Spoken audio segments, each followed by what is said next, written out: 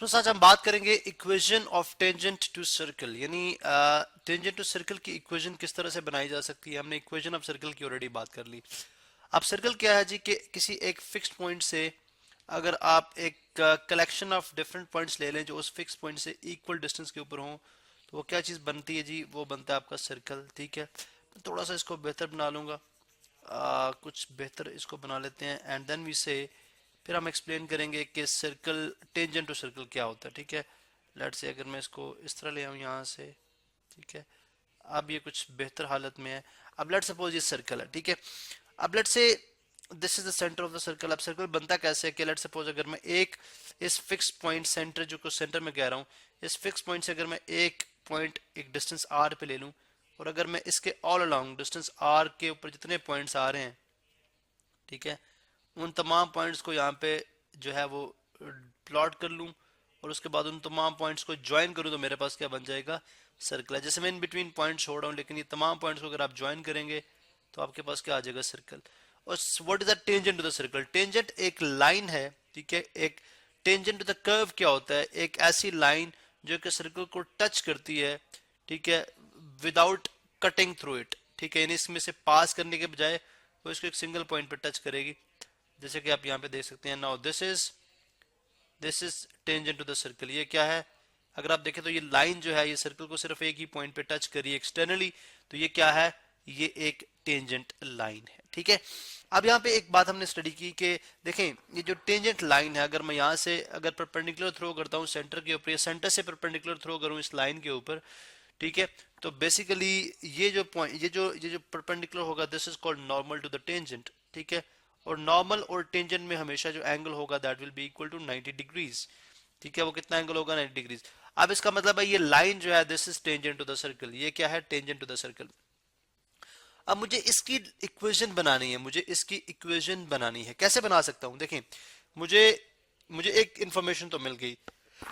Let's suppose जिस point पे tangent मौजूद है वो पॉइंट है px1 y1, px1 y1 ये पॉइंट है। ठीक है, लेकिन मुझे ये सिर्फ पॉइंट नहीं, मुझे इस लाइन की स्लोप भी चाहिए, मुझे इस लाइन की स्लोप भी चाहिए। तो डेफिनेटली जब मेरे पास ये स्लोप होगी तो मैं बड़े आराम से जो है by using point slope form y minus y1 is equal to m into x minus x1 को इस्तेमाल करके मैं equation of tangent to circle find out कर सकता हूँ। ठीक है, लेकिन मेरे पास स्लोप कैसे आएगी? आप देखें, मुझे पता है इक्वेशन ऑफ सर्कल क्या है, equation of general equation of circle, general form of equation of circle. ठीक है, I would say general general form of general form of equation of circle. ठीक है, equation of circle, equation of circle वो क्या है? वो मुझे पता है जी, that is x square plus y square plus 2gx। ये हमने ऑलरेडी प्रूव कर रखी है। 2gx plus 2fy plus C is equal to 0। This is general form of equation of circle. अब हमने कॉन्सेप्ट पढ़ा था, आपको याद होगा, बड़े मजे का कॉन्सेप्ट था जिसको मैंने बड़े वेल्थ तरीके से एक्सप्लेन करने की कोशिश की है। देखिए, डिफरेंशिएशन का कॉन्सेप्ट आपने स्टडी कर रखा था, डिफरेंशिएशन जिसके अंदर आप d y by d x, which is called differentiation, इसका स्पेलिंग मुझे भूल जाते हैं, डिफरेंशिएशन। इसके अंदर मैं d y by d x which represent the slope of the curve, वो क्या रिप्रेजेंट करती है? D y by d x को रिप्रेजेंट करता है स्लोप ऑफ द कर्व। अब स्लोप ऑफ द कर्व को रिप्रेजेंट कर रहा है, इसका मतलब है कि अगर आप इस सर्कल की जो इक्वेशन है उसका डेरिवेटिव ले लें, फर्स्ट डेरिवेटिव ले लें, मतलब उसका d y by d x, यानी इसका अगर मैं d y by d x represent करूंगा, मालूम करूंगा, तो वो क्या करेगी? Slope of tangent at any point on the circle, वो रिप्रेजेंट करेगी जी slope of tangent at any point on the circle. Because हमने स्टडी किया था कि d y by d x जो है स्लोप ऑफ टेंजेंट को रिप्रेजेंट करता है, slope of tangent to the curve at that point. अगर स्पेसिफिक पॉइंट हो या अगर अगर आप पूरी कर्व की बात करें तो जनरली वो रिप्रेजेंट करेगा। जैसे अगर मैं इसका d y by d x find out कर लूं इस इक्वेशन का बाय टेकिंग फर्स्ट डेरिवेटिव, तो वो इस सर्कल पे किसी तमाम वो पॉइंट जो सर्कल पे लाई करते हैं उन पॉइंट्स के ऊपर जो जो है वो स्लोप ऑफ टेंजेंट को रिप्रेजेंट करेगा। तो पहले मैं सबसे पहले वो कर लूं, ठीक है। आप देखेंगे differentiating both side with respect to x, differentiating both side. अब क्वेश्चन ये भी हो सकता है कि हम इसको क्यों कर रहे हैं, मतलब हम differentiating both sides with respect to, both sides with respect to x, both sides with respect to x. ठीक है, हमें तो सिर्फ स्लोप किसकी चाहिए? हमें तो स्लोप इस लाइन की चाहिए।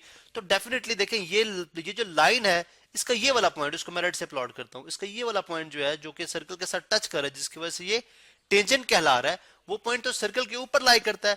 इसका मतलब सर्कल का ये पॉइंट, ये वाला रेड वाला पॉइंट लाइन के ऊपर लाई करता है, या वाइस वर्सा क्या हो सकता है जी कि लाइन का ये पॉइंट सर्कल के ऊपर लाई करता है। तो इसका मतलब ये हुआ कि ये पॉइंट ऑफ इंटरसेक्शन है, ये पॉइंट ऑफ इंटरसेक्शन है। अब जब ये पॉइंट मेरे पास मौजूद है, इस लाइन की स्लोप भी आ जाए तो फिर पीछे इस लाइन की इक्वेशन मालूम करना तो बड़ी साइंस है ही नहीं है, वो तो बहुत आसान सा काम है। अब हम बिल्कुल इस तरह से ही करेंगे, ठीक है। देखें, differentiating both side with respect to x, पहले हम स्लोप फाइंड आउट कर लें, फिर देखेंगे वो slope eight point x1 y1 किसके बराबर है। तो देखें जी, differentiating both side with respect to d by dx of this whole equation, ठीक है। इसको मैं यहां से कॉपी कर लेता हूं जस्ट टू सेव टाइम, इसको मैं यहां से कॉपी कर लेता हूं। dy by dx मैं अप्लाई करूंगा ये ऑपरेशन जो है इसके ऊपर, ठीक है, और इसी तरह से is equal to d0 by dx। अब d0 by dx आपको पता है जीरो ही होगा, कांस्टेंट का डेरिवेटिव जीरो ही होता है, बिकॉज कांस्टेंट में कोई चेंज नहीं आता। अब देखिए डेरिवेटिव के रूल्स हमने पढ़े थे कि सबका डेरिवेटिव अलग अलग लिया जाएगा, यानी एक्स स्क्वायर का डेरिवेटिव अलग लिया जाएगा, इसी तरह से जो वाई स्क्वायर, ये जितने फंक्शन इसके अंदर मौजूद है, बिकॉज सम और डिफरेंस ऑफ फंक्शन को हमने स्टडी कर रखा है। अब 2g देखें, 2g is the constant, 2g is the constant, तो कांस्टेंट कोफिशिएंट बाहर आ जाएगा, 2g बाहर, और विदाउट कोफिशिएंट जो है वो हम इसका डेरिवेटिव ले लेंगे। अगेन 2f देखें, ये भी एक कोफिशिएंट है, 2f बाहर आ गया, तो विदाउट कोफिशिएंट हमने इसका डेरिवेटिव ले लिया d by dx of y, ठीक है, एंड देन कांस्टेंट का derivative dc by dx which is 0, और ये भी हो जाएगा 0। अब देखें मैं यहां पे लिख सकता हूं x स्क्वायर है तो ये बन जाएगा 2x, ठीक है, because according to power formula 2x। And जो अगर आप चेन रूल के मुताबिक या कंपोजिशन ऑफ फंक्शन है, बिकॉज x स्क्वायर है, तो कंपोजिशन ऑफ फंक्शन के सेंस में देखें तो पहले आप विद पावर लेंगे देन विदाउट पावर, तो dx by dx इज 1, तो 2x डॉट 1 प्लस आप विद पावर फॉर्मूला अप्लाई करेंगे यहाँ पे, तो ये बनेगा 2y यानी 2 n x की power n minus 1, 2 minus 1 which is 1, तो मैं यहाँ पे सिंपली लिख दूंगा 1 2y, and then without power लेंगे तो बनेगा dy by dx। अब dy by dx तो 1 नहीं होता, इसलिए dy by dx शो करेंगे इसको हम। अब 2g और dx by dx is 1, again dx by dx is 1, तो टाइम्स 1 प्लस 2f, ये आ जाएगा जी dy by dx which is of course dy by dx ही रहता है, तो ये ऐसे ही रहेगा, n plus 0 n plus 0 which means is equal to 0 आ गया, इज इक्वल टू 0 आ गया। तो यहाँ से अगर मैं स्लोप फाइंड आउट करना चाह रहा हूँ, अगर मैं यहाँ पे स्लोप फाइंड आउट करना चाह रहा हूँ, जनरल फॉर्म, ये बेसिकली जनरल फार्मूला शो करेगा slope of the circle find out करने की, गिवन सर्कल की स्लोप को फाइंड आउट करने के लिए। तो आई वुड से अगर मैं dy by dx कॉमन ले लूँ, dy by dx अगर मैं कॉमन ले लूँ तो मेरे पास बन जाएगा 2y plus 2y plus 2f is equal to, अब ये जो 2g है ये इधर आके माइनस 2g हो जाएगा, या पहले ये देखें 2x माइनस 2x हो जाएगा और 2g माइनस 2g हो जाएगा, ठीक है, dividing both side by 2y plus 2f, 2y plus 2f को दोनों साइड से डिवाइड कर देंगे, ठीक है, 2y प्लस 2f, तो ये जो है चीज कैंसिल आउट हो जाएगी, यहाँ पे रह जाएगा सिर्फ dy by dx, ठीक है, यहाँ पे क्या चीज रहेगी, सिर्फ dy by